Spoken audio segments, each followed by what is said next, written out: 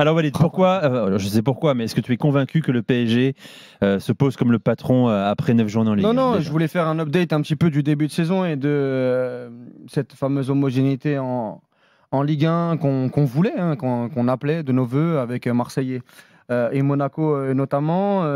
Moi, j'avais beaucoup d'attentes sur le Marseille de De Zerbi et c'est pas terminé. On va attendre.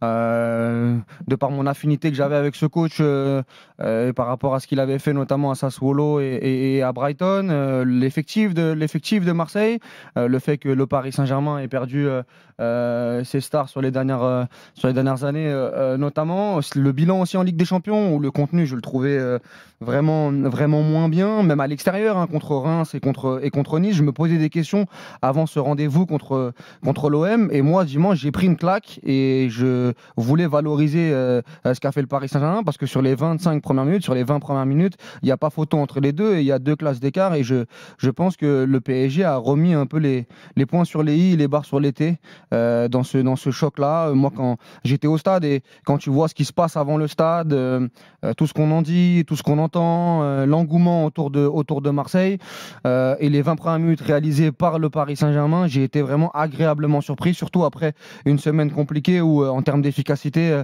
ils n'ont pas été au rendez-vous contre le PSV à Eindhoven.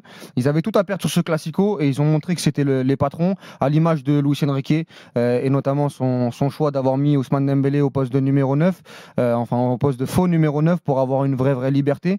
Et je trouve que dans les intentions, dans le pressing, dans les duels, ils ont fait un vrai match de leader, de patron. Et moi, je vais être honnête, je me posais la question, est-ce qu'ils étaient capables de le faire? Et ils l'ont fait. Et rouge ou pas rouge, moi je suis de ceux qui pensent que ça aurait fait le même score à 11 contre 11 pour le Paris Saint-Germain, même si on me dira bien évidemment que le match peut changer, un but sur coup de pied arrêté. Moi je pense que l'Olympique de Marseille partait vraiment sur des bases très inquiétantes. Et de l'autre côté, le PSG, l'inverse. Donc voilà, bravo le Paris Saint-Germain. Moi je suis très exigeant avec le PSG, je le suis souvent. Les supporters du PSG me le reprochent et je l'assume. Mais peut-être que j'ai été trop exigeant sur le début de saison parce que dimanche, ils nous ont rappelé qui ils étaient. En Ligue 1. En Ligue 1, c'est important. C'est vrai que la question se pose, hein. Ça dépend aussi de l'adversité marseillaise dimanche soir. Tout à l'heure, on fera le débat sur l'OM. Que vaut réellement cet OM-là? Est-ce qu'on l'a vu trop beau? Jen, ton regard là-dessus, est-ce qu'elle a une vraie valeur, cette performance dimanche soir du PSG au Vélodrome? Tous les matchs ont une valeur, mais pour moi, il y a eu un gros problème de niveau, d'intensité mis par Marseille en fait. Alors oui, le Paris Saint-Germain a fait un très gros match, un très beau match, mais on ne peut pas décorréler ça du début de saison, des matchs en Ligue des Champions.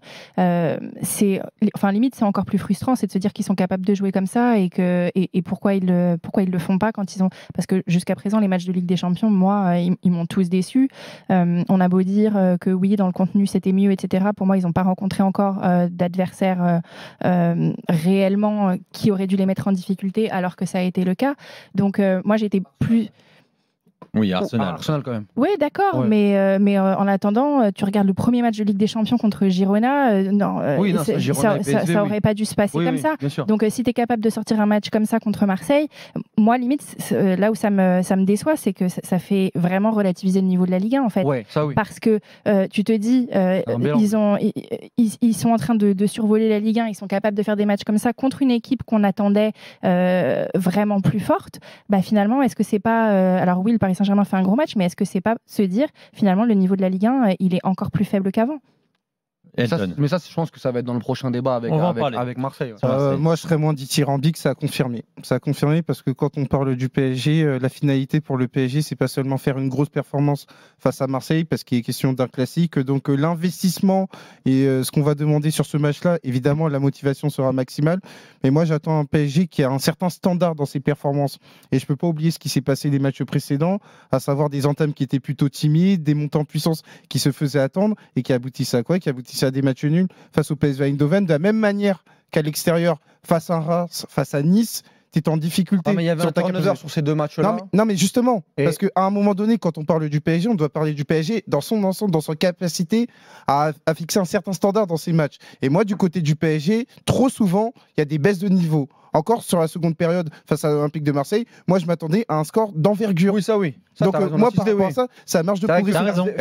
C'est vrai que faire 0-0 en deuxième mi-temps, c'est pas normal pour le PSG. Ça fait partie de cette marge de progression. Être une équipe beaucoup plus méchante, beaucoup plus cynique et préparée à l'exigence du très haut niveau. Parce que quand on parle du PSG, on doit avoir un certain standard et ne pas avoir des performances qui d'une semaine à une autre vont baisser. Après on n'imaginait pas, en tout cas moi j'imaginais pas une promenade de santé sur la première mi-temps et notamment sur ça les 20. Pour le coup il y a un sérieux, il y a une préparation tactique à mettre en avant du côté du PSG. Parce que j'avais vraiment cette impression où c'est ah ouais, d'accord, vous avez dit ça de l'OM, c'est ça l'OM, ah c'est ça l'OM de Rabiot, d'Heuberg, de Zerbi. Attendez, tu sais, un peu le grand frère, je te mets la petite tape là derrière que tu décris, c'est un levier motivationnel sur un match. Bien sûr, moi la finalité du PSG, c'est qu'ils soient en capacité de faire ça sur plusieurs matchs. Sur le papier, il n'y a pas de plus gros déplacement hormis Monaco qu'ils vont avoir en Ligue 1.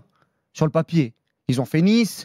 Ils vont aller à Rennes, ils ont fait Lyon. Oui, ils ont fait Lyon. C'est-à-dire que en vérité, sur la Ligue 1, en termes de déplacement, en termes d'engouement. Non mais moi, Walid, moi ce que je dis, ça dépasse notamment l'aspect du grand match. C'est pour accréditer ce que veut dire Vitinha. On va en parler dans quelques secondes. C'est qu'on doit avoir un PSG constant, régulier, compétitif. Oui, mais juste qu'ils ont quand même remis. Est-ce qu'ils en avaient vraiment besoin? Oui, moi, je fais partie de ces gens-là, mais on a beaucoup parlé de l'OM. On sait toujours pas en fait. Ce que vaut réellement ce PSG là. Parce qu'on a en Ligue 1, il y a une marge. Contre Rennes, il est tabasse Rennes en première mi-temps sur la première heure de jeu. Mais t'as vu le niveau de Rennes, pardon. Voilà, c'est totalement normal. Bien évidemment, mais je dis juste que sur la marge en Ligue 1, où moi je pouvais me poser la question, je demandais à voir en me disant est-ce que cette équipe-là en Ligue 1, elle va se régaler? Pour l'instant, c'est le cas.